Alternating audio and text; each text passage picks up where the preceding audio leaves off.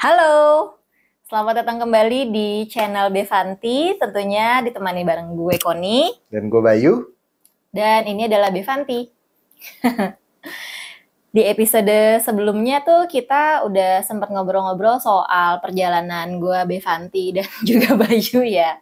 Perjalanan singkat lah. Yes, dimana Bevanti ini menemani perjalanan kesehatan gue yang pada awalnya sakit mah waktu itu.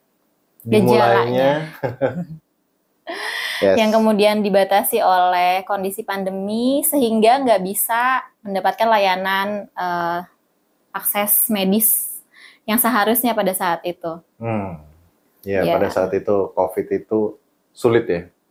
Banyak banget rumah sakit yang hanya dibuka untuk emergency penanganan pandemi, kemudian akhirnya mah lo dianggap tidak serius ya. Sebenarnya serius banget. Oke, sebenarnya pihak rumah sakit mengaku itu serius gitu. Waktu itu pada awalnya bahkan nggak sampai ke rumah sakit kan, nggak bisa akses rumah sakit.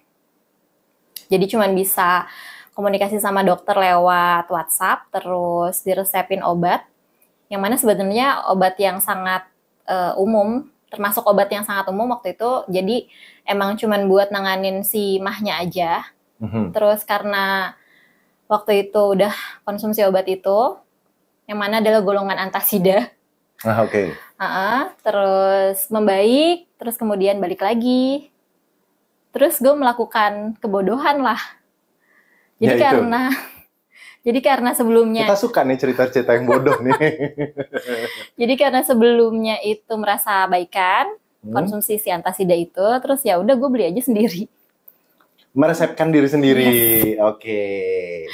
Sampai akhirnya dalam jangka waktu kurang lebih 6 bulan sih itu melakukan kebodohan itu, sampai akhirnya si rumah sakit bisa gue akses.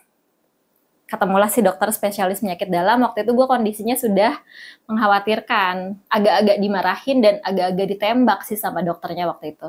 Ditembak apa? Kerjanya stres ya. Oh, bukan udah minum antacid 6 bulan ya gitu bukan? Oke. Kerjaannya stres. Yes. Tebakan dokternya adalah stres. Betul sekali waktu itu. Jadi langsung dibilang emang kerjanya stres. Terus apalagi ya waktu itu? Oh, kenapa baru sekarang kesininya sambil agak melotot gitu kan? Terus sementara gue udah yang dalam kondisi dok tolong dok gitu. Kerjaannya stres ya? Dokter sebut aja saya langsung stres dok. Kok baru kesini? Dokter nggak lihat stres saya deh. Harusnya gitu kemarin tuh. Gitu, tapi untungnya sih gue nggak bilang ya kalau gue meresepkan sendiri antasida itu. Itunya di skip. Oke. Tapi habis itu masih di treatment? Masih, untungnya. Waktu itu gue langsung nggak boleh pulang, dirawat inap. Dan dinyatakan ternyata sakit gue bukan mah, melainkan radang usus. Gitu. Cuman setelah gue flashback dan agak-agak baca beberapa sumber gitu ya, yang pasti meresepkan diri sendiri itu nggak boleh. Terus ternyata antasida tidak boleh dikonsumsi dalam jangka waktu panjang. Ya. Oh ya, lo pernah baca juga? Iya. Basically antasida, antacid itu kata dasarnya adalah anti-acid. Anti-acid itu berarti menaikkan kadar pH, tingkat pH supaya asam lambung kita tidak terlalu asidik. Yang jadi masalah adalah kalau misalnya itu terus-terusan dikonsumsi, sistem pertahanan tubuh kita yang pertama untuk makanan ya, untuk makanan itu bahkan yang pertama mungkin ludah lebih tepatnya. Terus kemudian asam lambung, yang paling barrier powerful pertama adalah asam lambung, di mana tingkat keasaman asam lambung, oh my god, that's sulit ya. Tingkat keasaman asam lambung ini yang akan melawan atau membunuh patogen atau bakteri jahat. Itu berarti kalau berakhirnya ke radang usus, kemungkinannya dalam periode ini minum antasidnya berapa kali sehari kalau boleh tahu? lupa-lupa inget, tapi kayaknya 3 kali sehari, biasanya kan setengah jam Sebelum sebelum makan. tidur. Ya sebelum makan. Oke, sebelum tidur. Kalau 3 kali sebelum tidur ya berarti lu tidur 3 Tidurnya kali 3 sehari kali ya?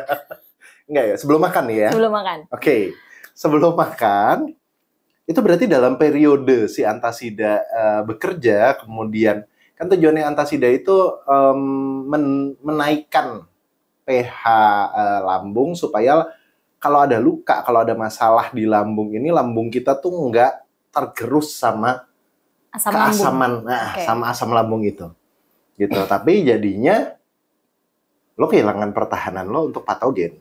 I see. Jadi segala bakteri patogen ini kemudian masuk ke usus halus. Ini radang ususnya usus halus kan? Iya, ada di Atau usus usus besar? halus. Oh, oke, di usus halus. Iya, kemungkinan berarti patogennya masuk setelah lambung kan usus 12 jari, terus kemudian usus halus ya. Di usus halus itu bakterinya membangun bakteri empire. Oh, baik. Iya. Menarik sekali ya. Nah, mereka mendeklarasikan usus lo sebagai tanah kelahiran mereka, terus kemudian mereka mengklaim dan jadilah infeksi usus halus itu. Jadi yang pasti yang pertama ya, tolong jangan meresepkan diri, tolong jangan meresepkan obat untuk diri sendiri, terutama dalam periode waktu yang cukup lama. Karena kita tidak tahu ada efek samping atau enggak dalam penggunaan jangka panjangnya. Contohnya, ya antacid itu kemudian jadinya mungkin sotoy-sotoyan yang bukan dokter ya, kemungkinan keasaman asam lambung lu itu sudah naik. Sorry, bukan asamnya semakin Tinggi. naik itu bukan semakin tinggi ya, Bukan tapi semakin tingkat asam. tingkat pH-nya semakin naik, jadi semakin basa atau semakin Oke. alkali. Yang mana kemudian tidak membunuh para patogen. Padahal Gitu. si antasida ini tuh termasuk obat yang cukup mudah dijangkau, kayak Oh ya, kita boleh sebut merek nggak sih? ya banyak ya. Obat mah pada umumnya lah Oh. ya, yang sering dikenal oleh kita Ya, di yang pasti manapun banyak. gitu. Gitu. Jadi sebenarnya asam lambung itu punya peran yang sangat penting ya. Oh, itu jadi sesuatu yang sangat menarik itu sebetulnya ya. Apa kita bahas apa yang terjadi di lambung? Boleh. Hari ini sebenarnya kita mau bahas apa sih? Dari asal mula kenapa gue sakit. Oke. Terus kemudian dari periode itu terus kemudian udah ketemu dengan dokter nih kan. Terus kemudian apa namanya? Treatmentnya apa pada saat itu? Setelah divonis nih, kamu kerjanya stres. Dan apa namanya? Tadi apa vonisnya? Sebenarnya ada satu hal yang gue barusan inget sih. Ada kejadian lucu pada saat gue dirawat. Jadi kan Dia ngomongnya lucu, tapi ngomongnya serius. Ada kejadian lucu pada saat saya dirawat. karena Yang lucu dikit gitu. waktu itu kan diinfus dan dimasukin obat melalui infusan. Oke, nggak lucu. Terus? Waktu itu gue tanya kan ke susternya, "Sus, ini apa obatnya?" Dan waktu itu dikasih tahu namanya apa, gue lupa. Terus gue googling lah. Oke. Nah ini biasanya lucu nih ujungnya. Tapi yang gue temukan itu psikotropika. Ini gue nggak tahu lucu atau enggak, cuman kayak kok gue dikasih psikotropika ya gitu. Tapi anyway, dalam 3 hari gue udah boleh pulang dan dinyatakan boleh rawat inap sih waktu itu. Kayaknya ya guys ya, itu lucu karena pada saat dimasukin psikotropika Terus dia gue merasa ketawa-ketawa. lucu. Kemungkinannya ada kemungkinan itu ya. Kita nggak bisa tahu ya apa yang terjadi pada saat itu ya. Tapi bisa jadi lucu sih itu psikotropika emang ya. Tapi again gue nggak tahu itu beneran psikotropika atau bukan, dan lagi gue cuman cari di Google ya waktu itu. Gitu. Nah, jadi seiring berjalannya waktu, gue sudah boleh rawat jalan dan lain sebagainya. Terus gue ketemulah dengan Bevanti dan gue minta lo untuk develop waktu itu. Oke, baru setelah periode itu ketemu Bevanti, minum. Enggak lah ya, ketemunya kombucha pada saat itu. Iya, pada saat itu ketemu kombucha dan minta lo untuk develop sampai jadi Bevanti ya. Supaya ini bisa membantu gue untuk recovery lah, memperbaiki dari sistem pencernaan gue yang waktu itu sangat rentan gitu. Mhm. Nah, kemudian 2 tahun kemudian si radang usus gue kambuh dan lagi ada tambahan masalah yaitu alergi gluten. Ntar. Udah sembuh nih. Ketemu Bevanti. Terus 2 tahun kemudian kumat lagi. Yes. Kenapa? Karena waktu itu skip minum sebulan full. Plus ada salah makan. 2 bulan. 1 atau 2 bulan lah gitu. Gue ingatnya 2 bulan kok. Gue berhenti produksi 2 bulan pada saat itu ya. Jadi FYI, gue sama Bayu ini kurang lebih kita setiap hari makan makanan yang sama lah. Iya. Nah, posisinya adalah ketika kita misalnya, kan kita suka jajan juga, masih nggak full yang makan di rumah. Terus ada aja lah gitu, kalaupun makan di rumah yang kurang higienis dan lain sebagainya. Itu biasanya reaksi antara gue dan Bayu, itu tuh beda. Bedanya lumayan jauh. Kalau misalnya Bayu... Bedanya sampai yang satu perlu istirahat 2 hari. Yes, yang satu ya udah. Yang satu sehat walafiat, nggak ada apa-apa ya. Gitu. Nah, itu setelah gue inget-inget juga, kayaknya memang gue tuh punya riwayat kondisi pencernaan yang rentan. Dari kecil? Yes, entah karena dari kecil gue makannya seketemunya atau gue sering makan di sekolah yang jajannya mungkin kurang higienis dan lain sebagainya. Sehingga... Atau sering jatuh ke muka duluan ke tanah, terus tanahnya kemakan gitu ya. Mungkin. Nah, bisa juga. Jadi banyak patogen ya? Ya, mungkin. Tapi dari situ kemudian gue ngelihat bahwa pencernaan gue ini lemah. Gitu, sampai akhirnya gue rutin minum Bevanti. Ada satu momen di mana gue tuh pernah ngerasain, ternyata perut gue tuh nggak sakit ya. Ternyata ada perasaan, ada yang hilang gitu di dalam perut gue gitu. Kayak ada yang berbeda, kayak ada yang ringan. Kayak gitu. Itu I remember that. Ya, I itu remember setelah that. Out of nowhere, out of the blue, tiba-tiba si Koni bilang, ini yang gue ingat adalah, ternyata gini ya perut nggak sakit. Di saat itu gue kayak, hah? Ternyata selama ini perut gue tuh sakit setiap saat, tapi buat gue itu normal. Segitu konstannya ya? Ya, itu setelah gue rutin minum Bevanti sih. Berapa lama? Bulan? Tahun? Bulanan sih. Tahun. Oke. Setelah beberapa bulan minum rutin yang masih ada skip, tapi skipnya paling dalam sebulan tuh 2 kali nggak minum gitu. Oke. Coba kita kembali lagi ke cerita yang 2 tahun itu. Setelah kemudian 1 atau 2 bulan itu berhenti minum Bevanti ya. Terus kemudian kumat lagi. Yes. Treatmentnya sama lagi? Ke rumah sakit itu lagi? Ke rumah sakit yang berbeda. Oke. Karena udah nggak pandemi kalau nggak salah waktu itu. Tapi ini ditambah dengan kolonoskopi. Sehingga bisa dilihat tuh kondisi usus gue tuh sebenarnya seperti apa. Itu si titik-titik putih itu. Ya, kemudian ditemukanlah titik-titik putih di dalam usus halus seperti sariawan. Gitu. Nah, itu juga dibiopsi kan waktu itu. Hasil biopsinya katanya alergi gluten. Memang setelah kolonoskopi itu gue kemudian kalau makan gluten tuh yang beruntusan kayak biduran gitu sih. Gatel ya, pasti gatel-gatel ya. Ya, waktu itu. Terus treatmentnya adalah obat usus sama kalau misalnya ya harus menghindari gluten. Tapi waktu itu alergi glutennya tuh sampai yang kalau misalnya gue masak terus pakai bahan-bahan yang saus yang ada tulisannya diproduksi bersamaan dengan bahan-bahan yang mengandung gluten.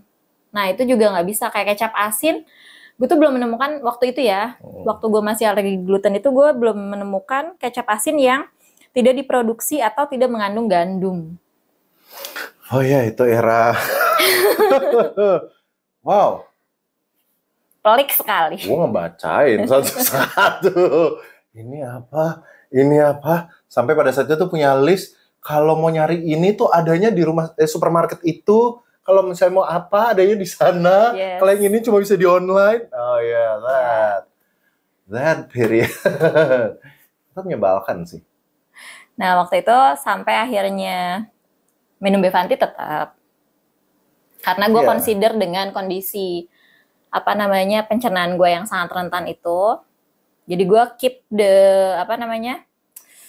bakteri-bakteri baik lah untuk tumbuh di dalam pencernaan gue. Tapi yang gue sadari adalah kalau misalnya di awal-awal itu kalau gue makan gluten setengah jam kemudian langsung biduran, terus lama-lama tuh agak delay gitu bidurannya. Bisa jadi besokannya, gue juga nggak ngerti kenapa. Terus sampai akhirnya lama-lama kalau nggak sengaja makan gluten ya udah gue nggak apa-apa. Dan sekarang? Bye-bye aja. Ya guys, pada saat itu ya, sesungguhnya ya, gue udah bilang sama Koni bahwa kalau misalnya alerginya udah mulai kumat, minum aja Bevanti gitu. Tapi no, dia tetap pilih antihistamin dong ya. Berapa lama ya? Sebulan, 2 bulan kali ada tuh. Enggak, ada momen di mana gue akhirnya pergi ke dokter karena selama 6 bulan hampir tiap hari gue minum antihistamin. Nah, terus gue baca juga bahwa minum antihistamin dalam jangka panjang, lu jangan ketawa dulu dong. Itu bisa menurunkan fungsi otak. Dimana pada saat itu kondisi gue merasa agak-agak bodoh gitu. Apakah ini gara-gara antihistamin? Jujur sih. Dan pada saat itu dia benar percaya ya. Yes. Dia Gue fully merasa aware bahwa gue bodoh karena antihistamin. gue kok sekarang lemah. Ya, nggak tahu ya. Mungkin beneran itu terjadi ya. Tapi kan tidak ada pembuktiannya juga ya. Jadi ya sekarang lu udah pinter belum? Gue nggak tahu ya kerusakan akibat antihistamin Oh, gitu. itu. Oke, 6 bulan antihistamin bikin jadi lemot. Ya. 6 bulan antacid Bikin bikin ada usus ya. Please Jadi teman-teman jangan ikutin. tolong jangan prescribe meresepkan obat untuk diri sendiri Dan self-diagnose. untuk periode lebih dari 1 bulan mungkin ya. Beberapa kali dalam 1 kali sebulan mungkin oke. Tapi kalau penyakit lu masih kumat bulan ke depannya dan kumat lagi bulan ke depannya, please don't. Atau mungkin di sini ada yang nonton, entah itu tenaga medis atau dokter yang bisa memberikan saran. Sebenarnya kapan sih waktu yang tepat untuk ke dokter? Karena so far kalau misalnya gue berobat gitu ya, kalau gue ke dokter, itu tuh biasanya dibilangnya gini, kalau seminggu nggak sembuh balik lagi ya. Atau mungkin sebenarnya seminggu kalau nggak sembuh-sembuh, lo balik lagi ke dokter. Jangan lo minum terus tuh obat. That's what you did. Iya.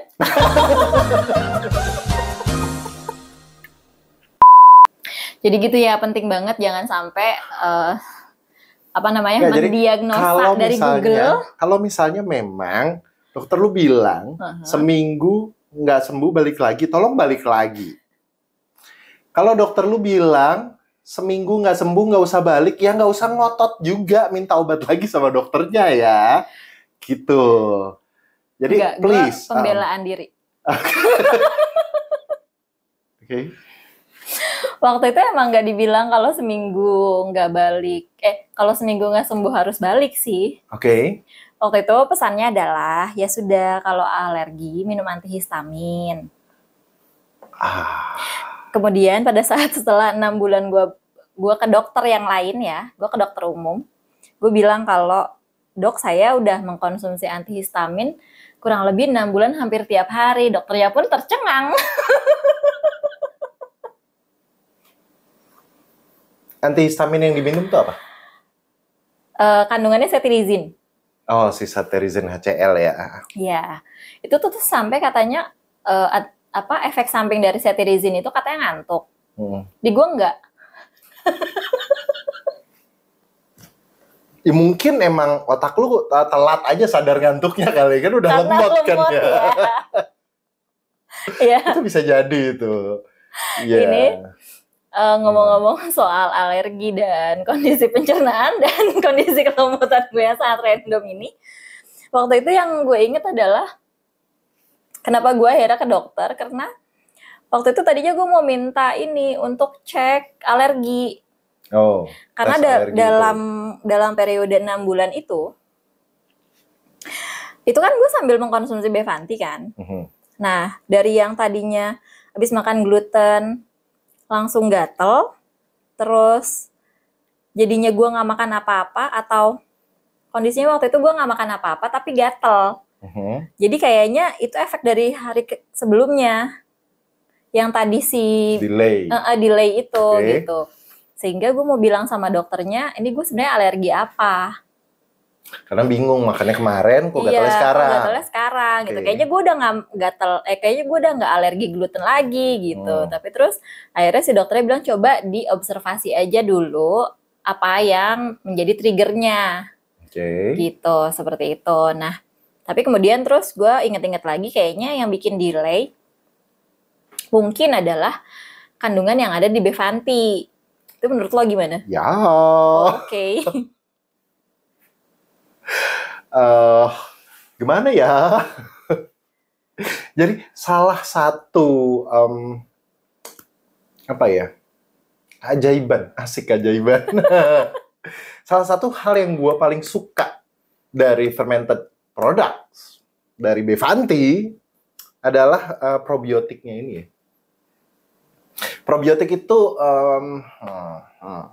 dijelasin lagi panjang. Oke. Dalam kasus ini kita akan persimpel dengan cara anggaplah bahwa Bevanti atau probiotik ini auditor eksternal.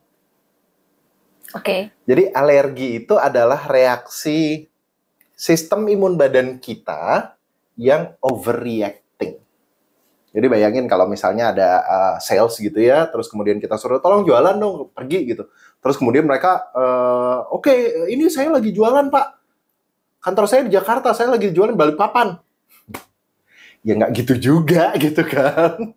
Nggak usah sampai jualan ke Balikpapan. Kalau lu kantor Jakarta ya lu jualannya ya sekitar Jakarta aja gitu.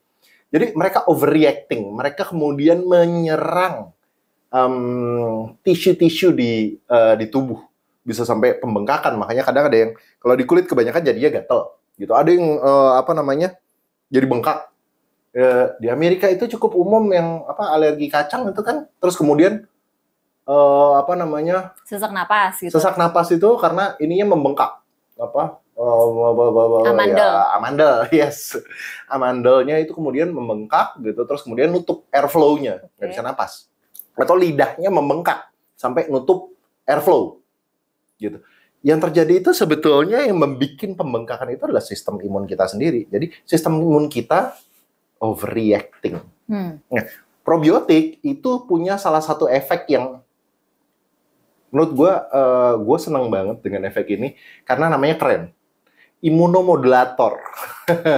Imunomodulator. Dia memodulasi atau mengatur ulang, bisa naikin, bisa nurunin sistem imun. Jadi kalau misalnya kadang ada orang yang misal di kaki gitu ya, luka, gue kalau luka di kaki sembuhnya lama. Karena kaki itu dan tangan ini termasuk yang kita sebut dengan extremities. Ini jaraknya sangat jauh dari jantung. Jadi biasanya, sementara kan sel darah putih itu kebanyakan bekerja di sini. Jadi sedikit itu kadang ada miskomunikasi. Kadang malah sel darah putih nggak dikirim. Terus kemudian ada yang sel darah putih dikirim terlalu banyak. Gitu, overreacting. Atau underreacting. Nah, imunomodulator itu berfungsi untuk itu. Untuk ngasih tahu, ini kurang. Ini lebih. Ini salah. Beneran kayak auditor aja gitu bahwa ya Bapak nggak usah sampai ke Balikpapan sih. Secara sistem sih Bapak jualan ya. Nggak salah. Dan mungkin ada yang beli, tapi target market kita bukan di situ. Tapi kalau misalnya di Balikpapan, maka akan ada masalah gitu. Jadi dia akan menyesuaikan. Jadi itu yang terjadi ketika kalau alergi. Delay. Ya, ketika delay itu berarti si imunomodulator ini berusaha untuk nggak usah dikirim, gitu. Tapi kemudian mungkin setelah 1 hari, secara mikrobakteri ini kan mereka kecil sekali. Kalau kita hidup mungkin 80 tahun, walaupun mungkin sekarang udah berkurang ya. Rata-rata ya. Rata-rata life expectancy-nya, tapi kalau bakteri itu kan Berapa? umur panjang itu 3 hari. Oke. Jadi setelah 3 hari itu probiotik dalam badan kita itu udah pasti ke flush. Dalam 2 hari mungkin ke flush, tergantung kondisi badan Anda. Kalau memang pencernaannya nggak beres atau kurang olahraga, yang mana darah itu nggak sering dipompa, nggak sering muter itu kan berarti nggak dapat oksigen dari paru-paru, nggak dapat nutrisi dari pencernaan gitu kan. Itu kemudian mereka akan hilang lebih cepat. Oh. Jadi kemungkinan pada saat itu probiotik lo umurnya adalah 1 hari. Oh, tapi 3 hari itu umur rata-rata. Umur rata-rata. Umur maksimal. Jadi kayak manusia maksimal hidupnya berapa? 100 tahun gitu. Kalau bakteri ya 3 hari.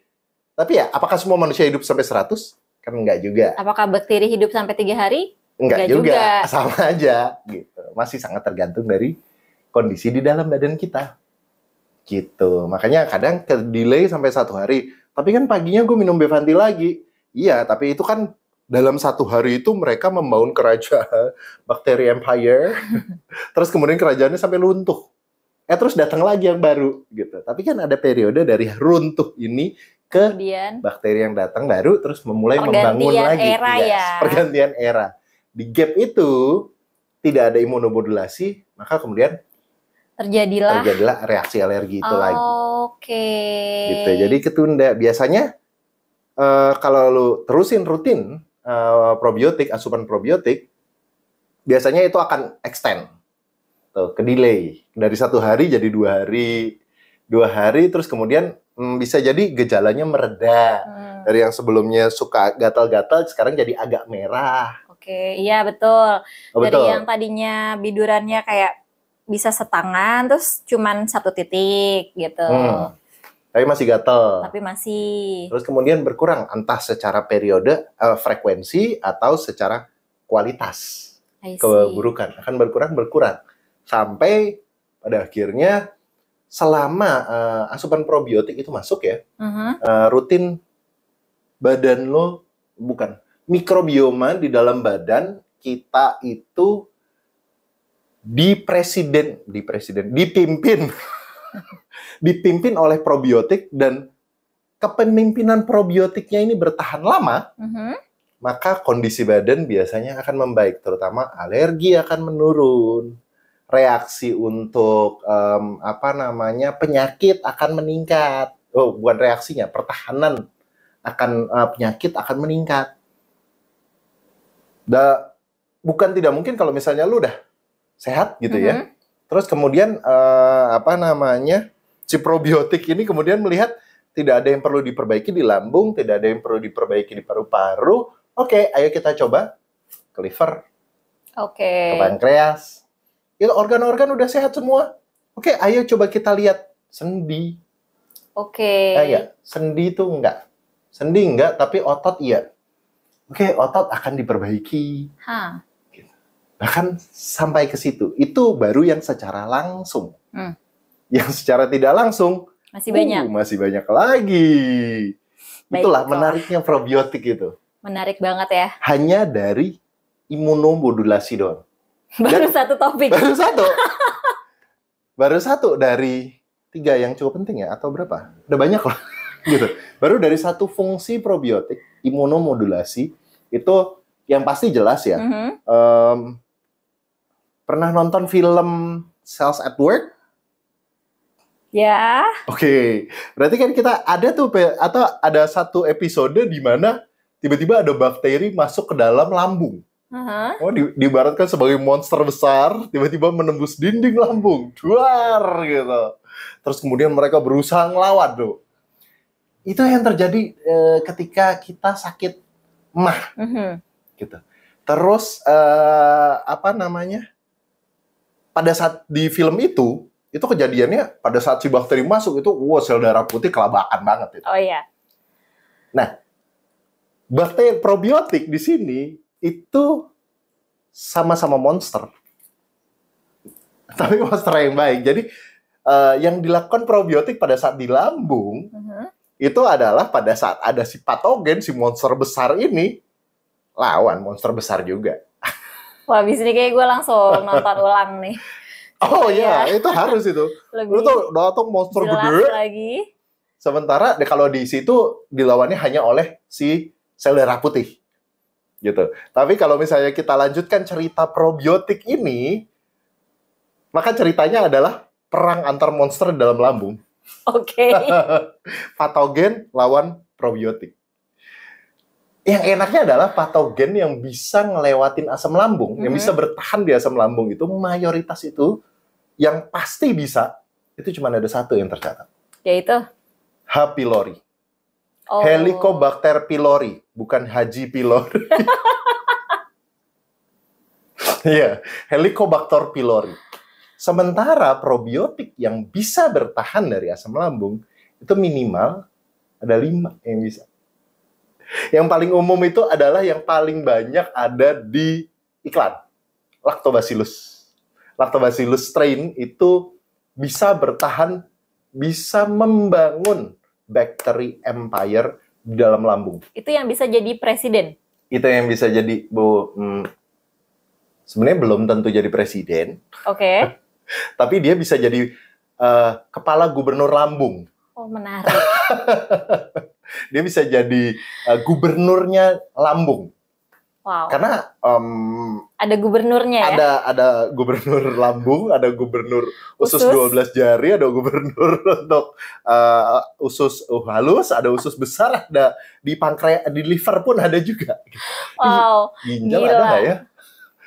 Mungkin ada, tapi overall nanti ada satu presiden sendiri. Ternyata emang ngomongin soal probiotik ini kayaknya nggak akan, apakah akan cukup satu episode sendiri seperti yang sudah kita janjikan di episode sebelumnya? Tentu tidak. Ini kan kita belum ngebahas probiotik spesifik ya. Belum, karena kan di Belum. episode sebelumnya kan kita udah deal bahwa si probiotik akan ada satu Satu episode sendiri. Seperti itu. Yang mana episodenya akan jadi kayak 4 jam. Jangan lupa siapin popcorn ya, siapin minuman. Enggak. Kita akan coba ya. Coba. Yes, kita akan coba. We will do our very best to Untuk make it short ngebahas and clear. probiotik secara singkat, jelas, padat, dan menyenangkan kali ya, supaya nggak sampai 4 jam banget gitu. Nggak bisa. Dari tadi sebenarnya gue penasaran soal gimana sih caranya supaya bakteri baik ini yang jadi presiden. Bagaimana mengadakan pemilu di sana? Supaya yang jadi presiden adalah bakteri baik instead of bakteri jahat. Pertanyaan yang cukup menarik. Yes, gitu. Kita simpan aja buat episode berikutnya. Oke. Kalau gitu, sampai ketemu di episode berikutnya. Jangan lupa Dipotong lagi nih ya? subscribe Di like. dan juga share buat teman-teman kalian. Dan kalau ada pertanyaan langsung ditulis saja. I will do my very best to answer and to elaborate the answer. Akan ada door prize nggak buat yang nanya? Mungkin nanti. Oke, see you. Thank you.